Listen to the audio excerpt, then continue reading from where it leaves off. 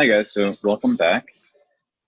I hope that everyone did well in the midterm.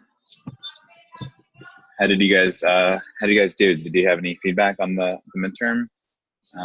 Do you feel you were prepared for it?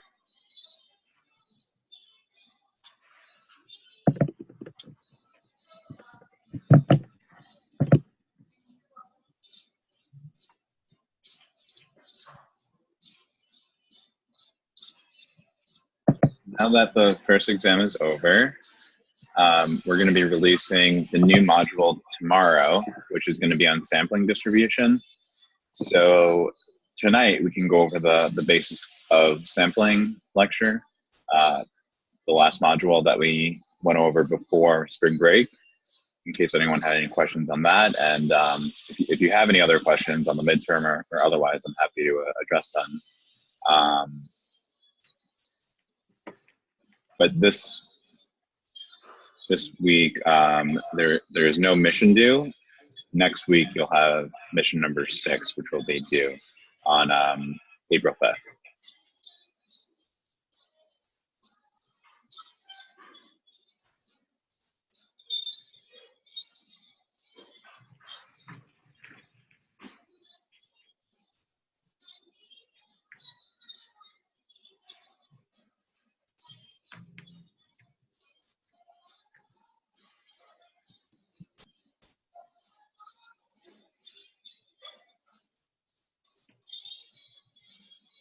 Does anyone have any questions before we get started on basics of sampling lecture?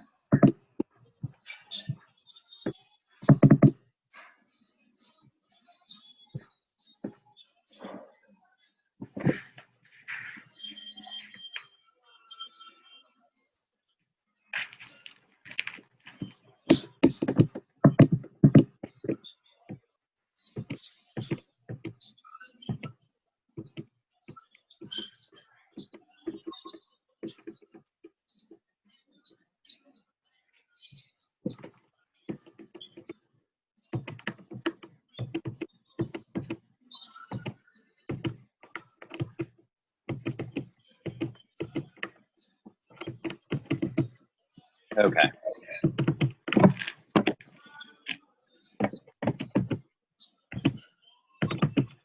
So if you remember back to before spring break, I know it sounds like forever ago now, but we went over the basics of sampling module. And from here on out, from this next module on, we're covering the second half of the semester, which will really undergo how to conduct statistical tests and how to run statistical analyses on different data sets.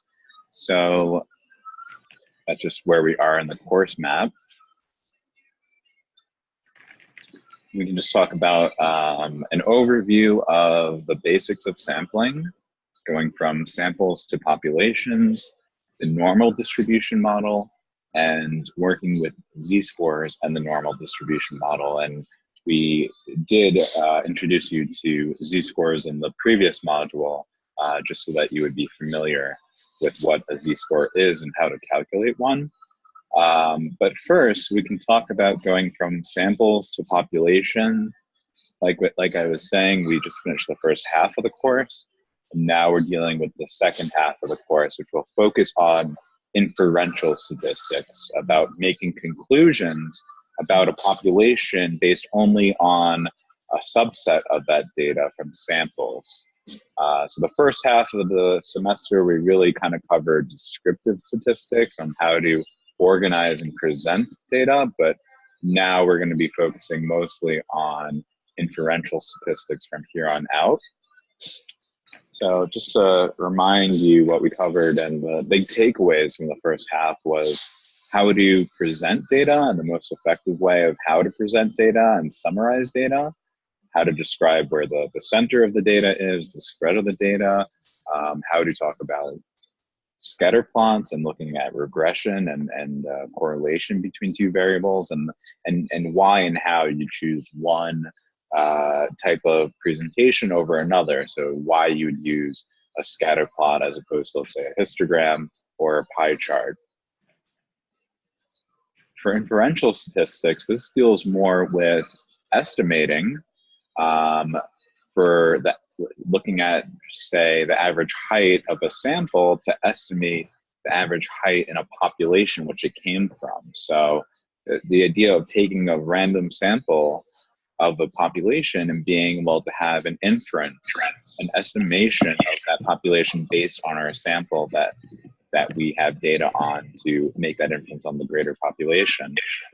And that goes along with running what's called a hypothesis test, where we create hypotheses on what we are assuming is going to be the result of our test, and then making an alternate hypothesis, and then running that test and coming up with the conclusion of what is correct, or null hypothesis or alternative hypothesis. So for an example, we can use a sample of data to test the claim that an average height is in a population is 72 inches. So that would be what's called our null hypothesis, that the mean height of the population is 72 inches, and we would run a hypothesis test in order to test that.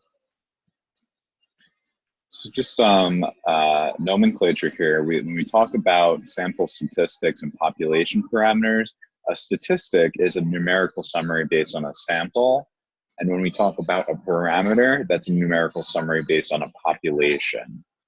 And it's good to understand when we're talking about a sample, we're talking about a subset of the larger population which it comes from. So if we're talking about people in Japan, a sample of people in Japan, we might be looking at, you know, let's say maybe 1,000 people in our sample, maybe 10,000 people. But if we look at all the people living in Japan, that's going to be the population. And the sample always comes from the larger population. And just talking about sizes, the difference in sizes between the sample and the population, when we have a notation in statistics, a lowercase n represents the sample size, the size of your sample, but a large case n, a capital N, is representative of the population size as a whole, the larger population. So just to be aware that the case of the letter N here denotes two different ideas. One is representative of the sample, and the other is representative of the larger population. And again, just to talk about notation here, when we talk about sample statistics, they're usually expressed in Latin letters, that is to say, English letters, you know, your standard alphabet. So when we talk about the mean of a sample, it's denoted as X with this little bar over the top, so we call that X bar. But when we talk about population parameters, those are expressed usually in Greek letters. So for the average of a population, we actually use the Greek letter mu, mu for mean. And whenever you see this symbol, it kind of looks like a U, but it extends on the left-hand side here. It's not the letter U, it's actually the Greek letter mu. And that's representative of the mean of a given population. So whenever you see a Greek letter in statistics, just know that you're typically dealing with a population parameter as opposed to a sample statistic. Just some reminders of the problems inherent with conducting a census is they are very difficult and expensive to conduct.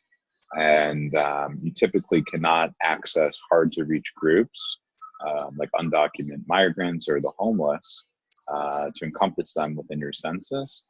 And there's also ethical and privacy concerns with censuses as well.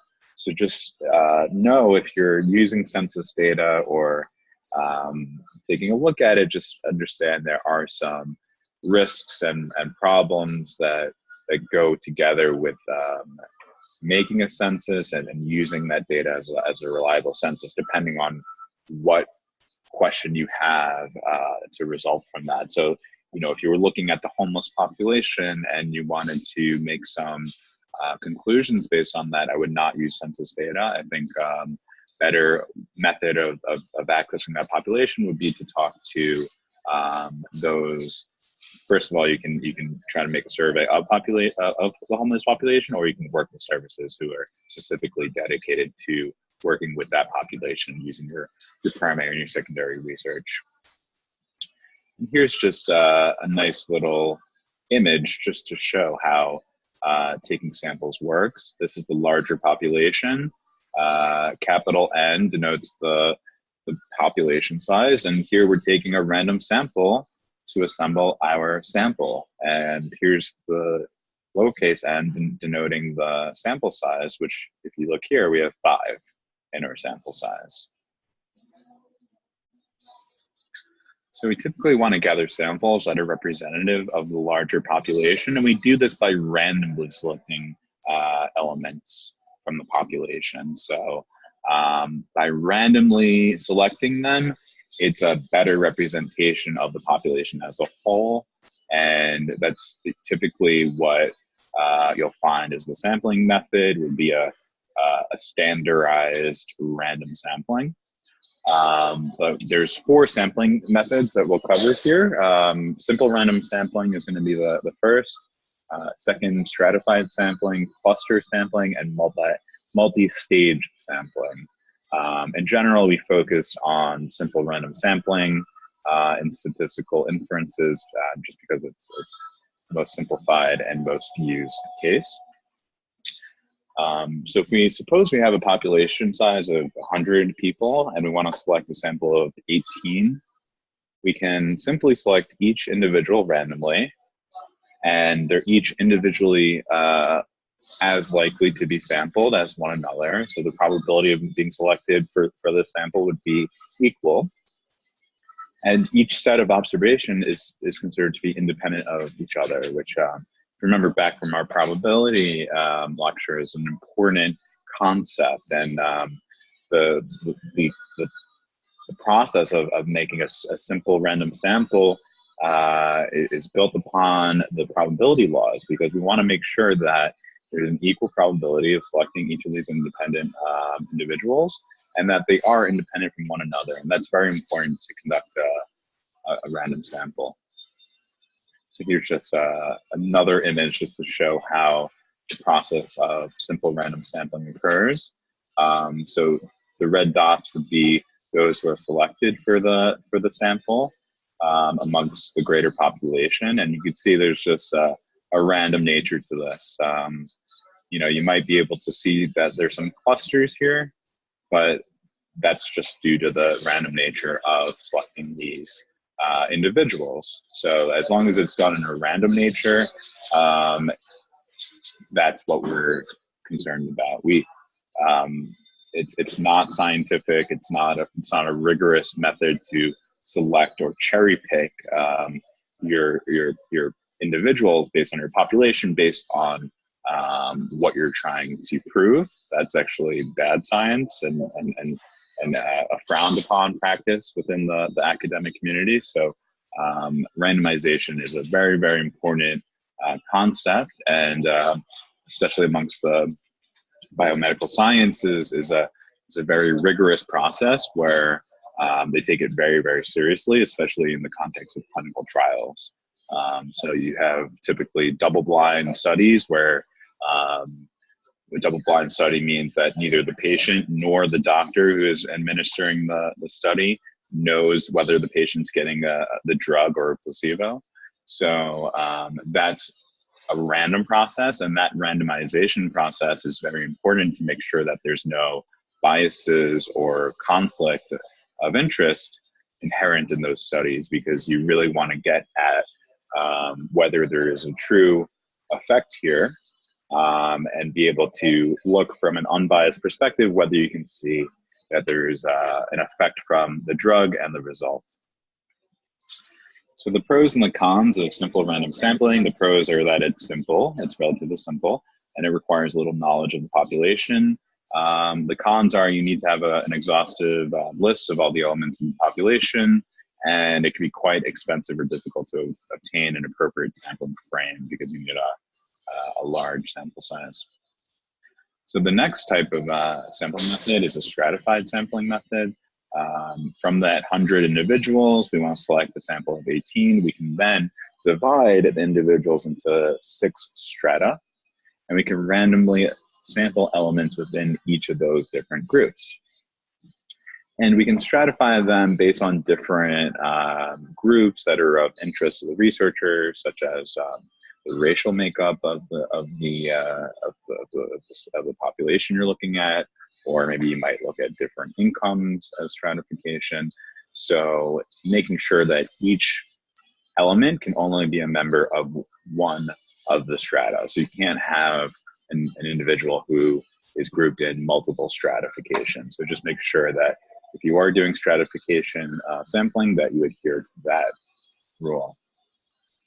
So here's an example of stratified sampling. As you can see here, we took our 100 elements in our population and stratified them into 6 groups. And then from there, we took a random sampling of 3 of each of those different stratum. So it's a way of stratifying your data, but still maintaining a random sample. So the benefits to it is we can ensure we analyze groups with small proportions in the population because they've been stratified, and we're ensuring that we're taking the equal amounts from each of those strata. We're ensuring that we are reaching those small groups. And successive samples tend to be less different from one another because you're stratifying them, so you're dealing with kind of a consistency. The cons are you need to have all of the elements as well as their membership in the strata, so it's extra data that you actually need to have beforehand. And again, it's going to be expensive or difficult possibly, and requiring more work than just say a simple random sample. So another way is undergoing what's called a stage cluster sampling. We can use different clusters, which are groups that are naturally occurring. For instance, we can look at geographic clusters, or we could look at some other types of clusters. And again, they can only be in one different group. And the difference between a strata and a cluster is that stratas will represent all the stratas will be represented in the sample, while only a subset of the clusters are in the sample. So that means that you have homogeneous sampling with stratified sampling, while cluster sampling will work best when you have heterogeneous elements. Here's an example of stage clustering. So what you're doing here is you're clustering your different elements into different clusters based on geographic regions. And say here we're looking at different towns within Massachusetts, and we could say this is the Boston geography, this is the Cambridge geography, and we can say you know, this is another town in Massachusetts, like we're looking at the Watertown cluster here. And from there, we're then further taking our sampling there. So it saves time and money by doing this clustering, but you typically have greater variation between your samples, and you might require a much larger sample in order to reliably and confidently say something about your larger population. So that was one stage. This is multi-stage cluster sampling.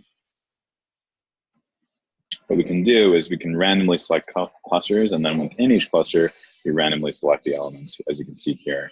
So it's not just using the entire cluster, but it's actually randomly selecting within your cluster which elements to use.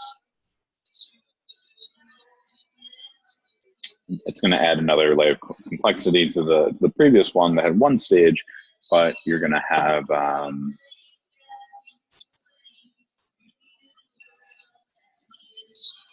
so just as in the probability lecture, we learned about replacement, you know, and we used some of those hypothetical examples of using a bag and having different colored marbles, and how the probability would change if you replaced a marble versus if you did not replace a marble. That same concept comes back in when you talk about sampling. So just remember back to what we spoke about during the probability lecture. We typically, unless otherwise stated, assume that we're going to sample without replacement, meaning that once you pull an individual out of that sample, they are not going to be replaced back into that same sample.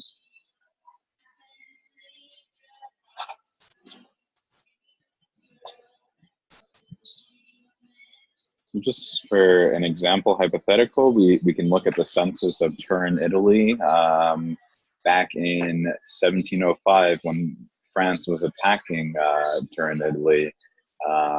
In order to recruit soldiers for the war, the city officials surveyed all the inhabitants and looked at a number of different variables, including their name, age, gender, where they were born, and how many weapons they had in their household. So as a researcher, what our question is what is the average age of people living in Turin, Italy in 1705? So let's see how we can go about answering those questions. Here's what the data set looks like. This is an R output. And since we have all the people in Turin in our data set, we can easily calculate the mean population, the mean age within the population. We can just do that simply by, since it's listed out in R, we can just do a simple command. We could just look at the mean of the age variable, and we get an output of 30.14 years. But remember, we're looking back at a census that's already been conducted. We didn't have to go and conduct the census ourselves, which would have been very expensive and difficult to do. So we could instead collect a simple random sample if we did not have this data readily available to us. So suppose we actually didn't collect the census and we only had a list of the people in the city, and that's our sampling frame. So we're going to randomly select people from this list with replacement. So we could take 10 random people from this population using our sampling frame, and we have the same characteristics. We're going to look at their age, gender, and so on. And our goal, again, is to look at the mean age of people in Turin. We can do it by selecting 10 random people from the study and then taking an average of that sample. And just as an example here, that's exactly what happened. Of the population, we took 10 random people, averaged their age, and we found it was 22.9. So remember, we said that the true average population age was about 30, but amongst our sample, we found that the mean age is about 23. So it's not too far off, right? It's about 7 years off, but you can see here that there is a discrepancy, right? So we can think of our sample mean x bar as our best guess for the population mean mu. And like we were saying, that point estimate it's fairly close. It's about 7 years apart. But here we can do this example again, and we can use it as an iterative process by taking another sample of 10 people, and we take the average again. And if we look at that, that's actually 30.6, the mean of that. So that's actually very spot on to what the actual true mean of that population is. If you remember, it was about 30.14. If we do it again, we find another mean sample, that's 33. So you can see here amongst the different random samples, we are finding different point estimates. So the first time we got 23, second 30.6, and the third time we got 33. So this is what we call sampling variability, the change between those different point estimates. Sometimes it's above the true mean, sometimes it's below. If we take the average of those three, we actually get 28.67. And if we look at the distribution of those three sample means, we find it's 28.67, which is somewhere in the middle of these two numbers. But as you can see here, there's only 3 samples, which looks ridiculous. If we actually collect a total of 10 sample means each based on a size of 10, we actually get more information. And now we can take an average of that, and we see it's 32.5. But if we actually took larger, if we took 30 samples, now we're really trying to get as close to the population, the true population mean of the height, of the age as possible. So as we're increasing the number of samples being conducted, the average of those will be a more accurate representation of the true population age. And as you can see here, now we're actually really very close. We're at 30.08.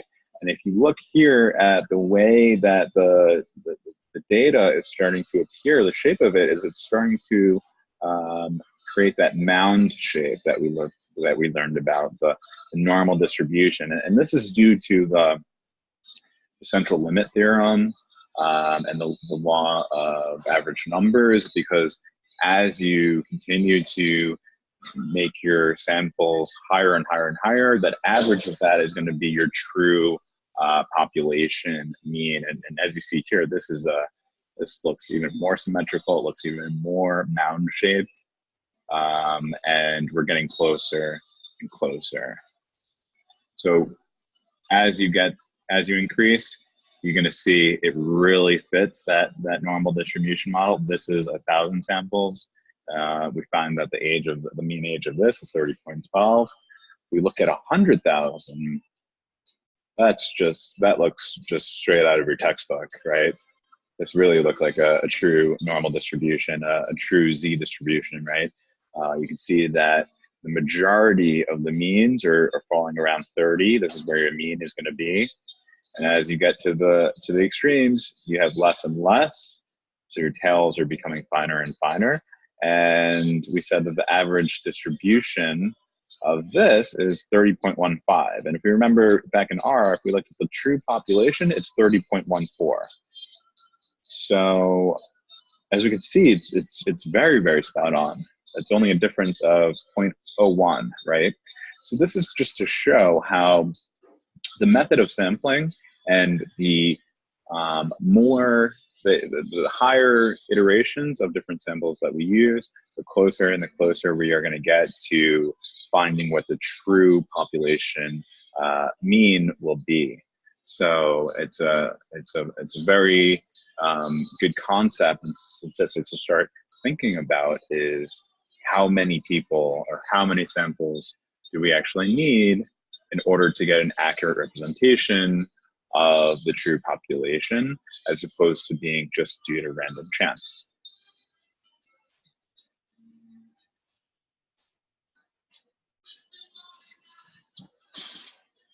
So we could talk about the standard deviation of the sampling distribution, which is called the standard error of the mean.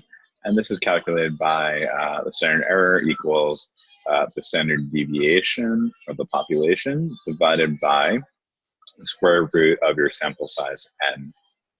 And as you can see here, the larger the sample size, your smaller your sample, your standard error of the sample mean will be. So that makes sense, and it's a mathematical representation of the trend which we just described. So from a sample of size n equals 10, we can actually calculate what the standard error of our sample would be.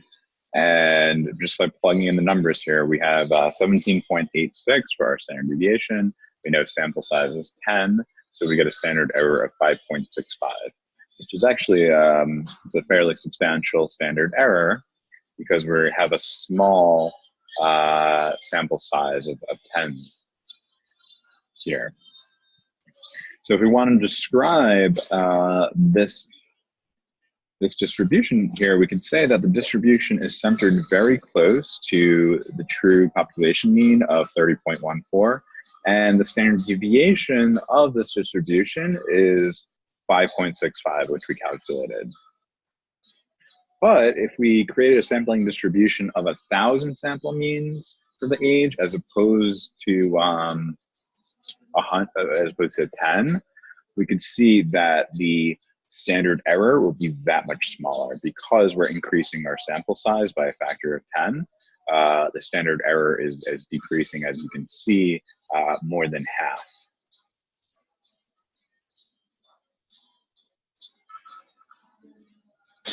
So the shape of the sampling distribution will be centered around mu, with a standard deviation of the standard error of the mean, which is sigma divided by the square root of n. It's mound-shaped and it's symmetric. So just to recap, we learned about commonly used sampling methods. We learned about the point estimate and the sampling distribution of a sample. And that brings us to part 2, which is the normal distribution model. And then finally in part 3, we talk about z-scores and how that relates to the normal distribution model. if anyone has any questions, feel free just to stop me. I'm happy to cover any questions that you might have.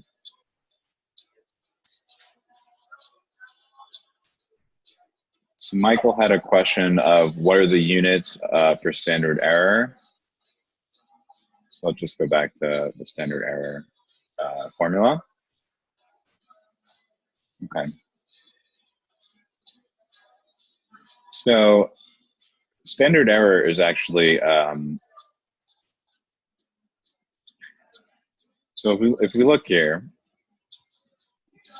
whenever you're talking about units, you have to look at the units of the formula which you're dealing with. So if we're dealing with this, your sample size is going to be in the number of people, right? In your group, and your sigma is your standard deviation. So standard error is actually it's kind of a unitless measure. It could be understood to be in the same units as your standard deviation, which would be the units of what you're dealing with within your data set. So because standard error is in effect a standard deviation, it's going to be in the same units of whatever your numerator here is, the standard deviation, because what you're doing is you're taking your standard deviation, you're dividing it by the square root of your sample size in order to standardize it amongst that sample in order to get your standard error. So the units are going to be whatever your numerator is in, and it's a good question. Thanks for bringing that up, Michael.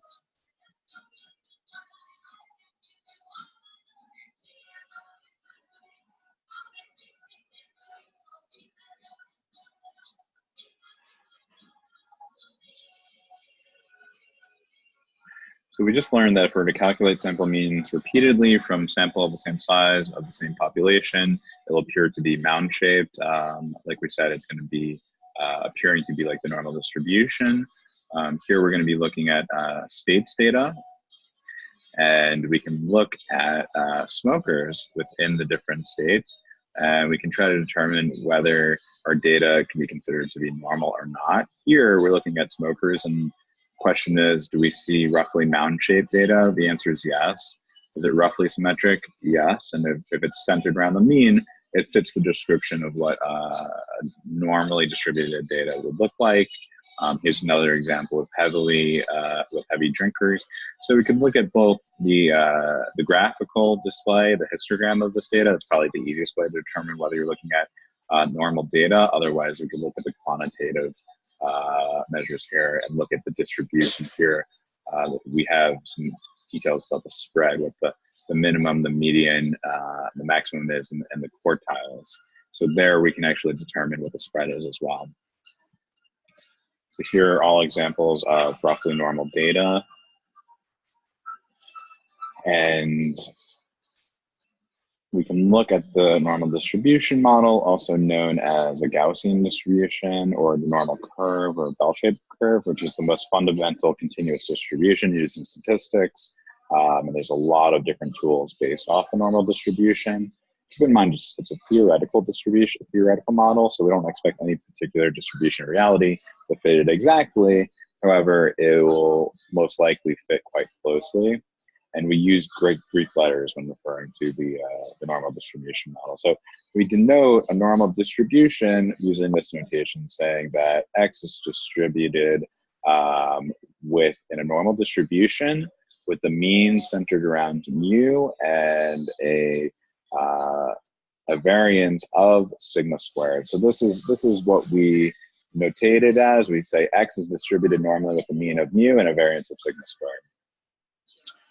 So the normal distribution, like we said, is centered around mu and has a standard deviation of sigma, or variance, therefore, of sigma squared, just to illustrate that. And the center and the spread of the normal distribution is governed by those two parameters. So we could show how this would affect the distribution if we shift the values around the values of mu. Here we have a normal distribution centered around a mean of 80. Here we have one centered around a mean of 120, keeping the same variance. So notice it's the same distribution, it's just shifted to the left to the right. Here we have a centered around 100, right in the middle here with the same variance. Here we're decreasing now the variance. As you can see, it's become a tighter distribution, centered around 10 by decreasing the standard deviation in half. If we further reduce it, you're getting an even tighter distribution. And so now you can understand just how that affects the different distributions here.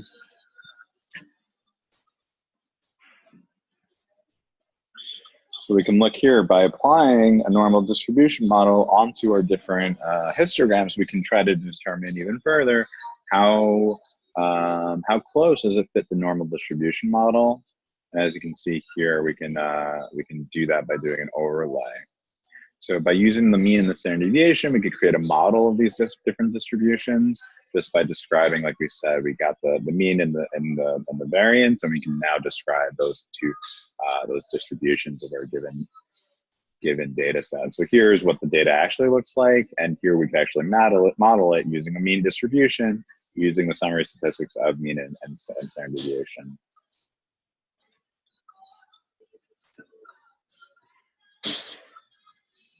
So just by taking the mean and the standard deviation, we can model our given data sets. And the normal distribution model is actually, in fact, a probability distribution, because the probability distribution is modeled by a probability density function, a PDF. Sure, so Michael said he's still confused about what the standard error means. Let's go back to the standard error.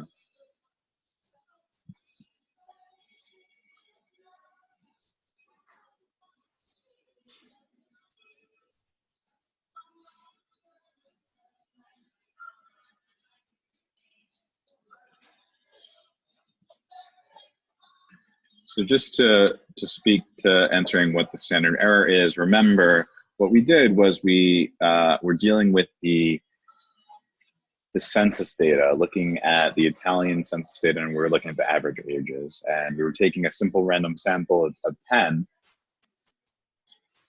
3 times, and we were trying to assess what the true population mean was. So the standard error of the mean here is going to be the standard deviation amongst these different iterations of the sampling. So it is kind of confusing, but let me try to break it down and see if we can try to clarify that. So in each of these 3 examples, these are 3 different iterations of taking 10 random people from that population, finding the average age amongst their group, and recording that as an observation here denoted by a blue dot. So here we see that there's 3 samples. Each of them are the average age of 10 random people amongst the population. So because we have only 3 samples here, we would say that the standard error is quite high. Because remember, the n, your sample size, is in the denominator of your formula. So as you're increasing the size of n, that's going to decrease your standard error of the mean. So as we can see here, as we increase the samples to 10 samples, we're now decreasing our standard error of the mean. And the standard error of the mean can be described as the standard deviation of this data set. So here you can see when you have 100,000 samples, this is when you're going to have the smallest standard error of the mean, because your mean is grouped here where your mu is roughly 30.15. This will be describing as the center of the data.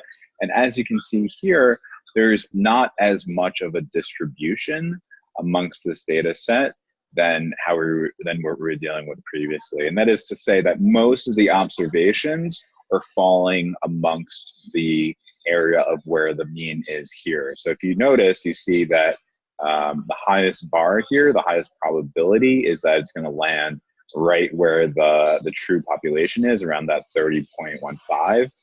And if you see here at these extremes, there's very little probability that it's actually going to be some of these tail ends at like 50 or 10. So it's just to show you that the standard error of the mean is saying amongst all of these sample means that you're taking, it's a decreased value because it's the standard deviation of this distribution. So if we look at 10 samples here, you have a very large variety. See, there's actually a probability of 3 out of 10. There's a 30% chance that you're dealing with a 25, or 20% that's 40, right?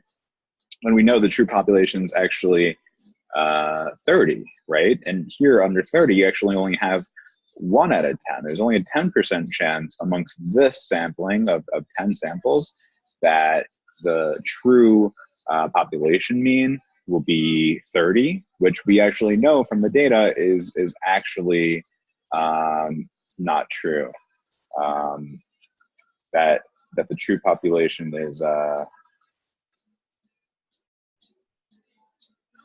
is actually 30, right? So I hope that clarifies what we're talking about when we're talking about the standard error of the mean. And let's again just look at what the formula is. We're taking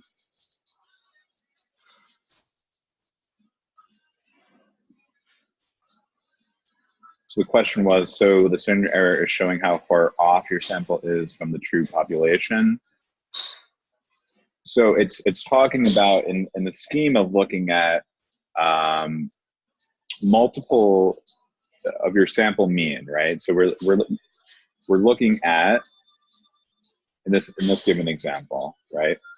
We're looking at amongst all your samples, the mean of that sample, and we're looking at the distribution here, how tight it is. So it's the standard deviation of this distribution here. So if we look at the formula here, what we're doing is we're taking the standard deviation, dividing it by the square root of your sample size n. What this is doing is standardizing the standard error over your sample. So the idea is the higher your sample size, less standard error of the mean you'll have. And so yes, you could think of it to be that way, is how much deviation there is amongst your sample mean. So the higher your sample size is, the lower your standard error of the mean will be. Standard error of the sample mean.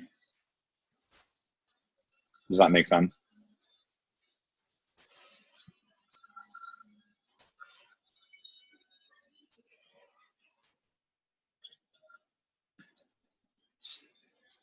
So we can look here to see as we increase our sample size, our sample error of the mean will decrease because this sampling distribution will become tighter and tighter around the true population mean. So here, when we were dealing with a sample size of 10, you can see that we have a distribution ranging from 10 to 50 here, right?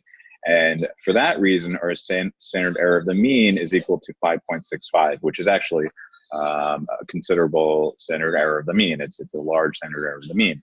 If we actually took a sample size of 100 instead of 10 for each of the different samples, we can see now that it's clustering even more tighter to around a centered point of 30. And we can see that the range, the extremes go from 20 to about just under 40, right?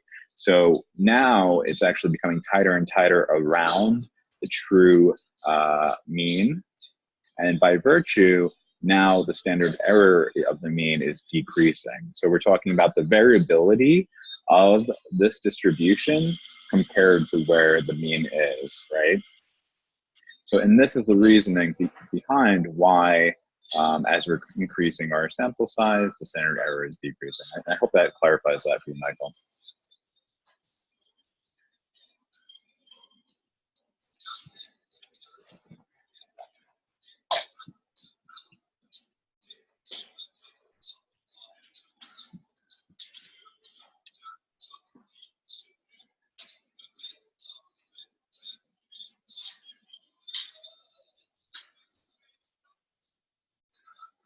Okay, great. So just in the last 10 minutes, we can try to quickly go through z-scores.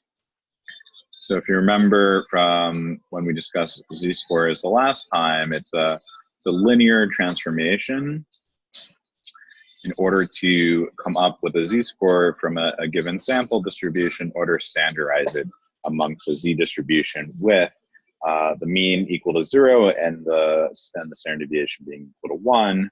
Sample deviation is 1, the variance is also 1 because 1 squared is 1. And in order to calculate the z-score, you take your individual point, you subtract out the mean, and you divide by the standard deviation.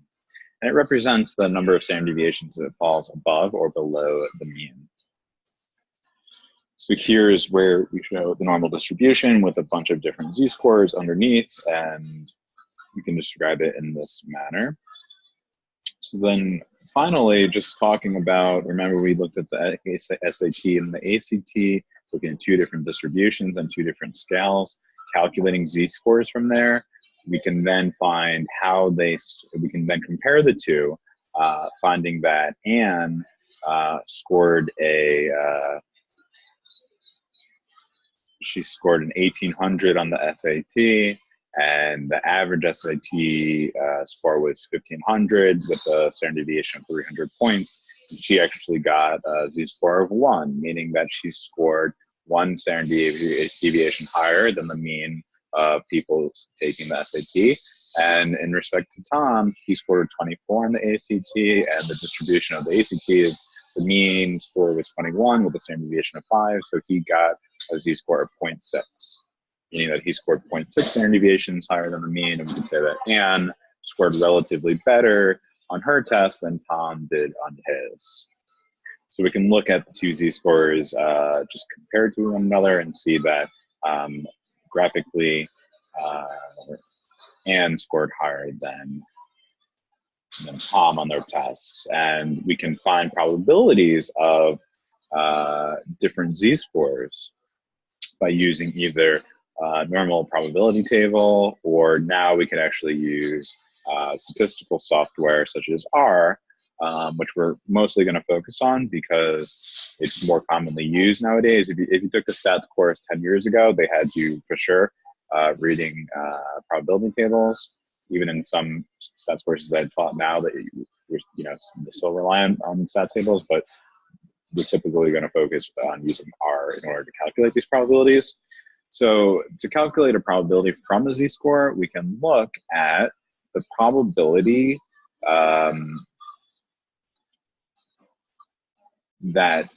so here's the hypothetical that Anne scored 1800 on the SAT and her z-score is 1, and Dave took the SAT, but we don't know his score, and we're asking from a population of the SAT where the mean score is 1500, the standard deviation is 300, what is the probability that Dave scored equal to or lower than Anne? Which is to say, what is the percentage that Anne scored at? She scored at what percentage higher than everyone else did? So we can use statistical software and again use the probability tables in order to calculate this. So a z-score of 1 is representative of the 84th percentile amongst that population, because the probability of getting equal to or less than a z-score of 1 is equal to 0.84, which means that only 0.16 of that population scored higher than her, which means that she's in the top 16th percentile. We can either say that she's the 84th percentile, that she scored 84% higher than everyone else in the test, or you could say that she's in the top 16th. And here, to calculate that on a z-table, we would then look at a z-score of 1, which is under z, and then we can then look across to find 0.84. And if we were curious about, and that's going to tell us for the probability of everything left to that given z-score, if we're looking for everything to the right, we would just use the complement rule from probability and do 1 minus that z-score to find the complement. So we could compare the 2 approaches. We can use either R, which will give us an exact count, or we can use our probability table and just show what it's representative of. This 0.84 is representative of this lighter blue shaded region. The complement 0.16 is representative of this darker blue region here. Just to be mindful that you want to look at what the probability table is representing. If it's representing less than your z-score or less than or equal to, and this will vary based on your particular software package. So just be mindful of that, of what your z probabilities are actually looking at. Just be mindful of that. So that's why with approximate notation, we actually say it's approximately. We don't typically, you know, especially when using a probability table, you're not going to say it's exactly, but it's an approximate percentage. So, so here, just to answer the question, we can say again, Anne scored the 84th percentile, and like we said, we can run through these examples with multiple different iterations, but this gives a good introduction to what z-scores are, and we can do this with a number of different examples. Here in this case, we're looking at the distribution, the percentage between two z-scores. We can do that with statistical software, or you could also do it with the probability table by subtracting the two. And finally, we talk about the empirical rule, which is a way of estimating based on z-scores, the amount, the percentage of your data that you're encompassing. And it's a rough estimate, but works nicely when you're dealing with a normal distribution. So this plus minus 1 standard deviation of the mean encompasses about 68% of your data. Plus minus 2 standard deviations encompasses about 95% of your data. And if you're looking at plus minus 3 standard deviations, you're actually encompassing about 99.7% of all your data set. And that's the basics of sampling lecture. But to go over that with you guys, if you have any quick questions, happy to go over them. Otherwise, I'll be back on tomorrow to go over the next module, which will be building on this topic and learning more about sampling distributions and how to conduct samples. So happy to take any quick questions. Otherwise, I'll see you guys again tomorrow at the same time at 5 o'clock to go over the new material. Do you have any questions, Michael or Fatima?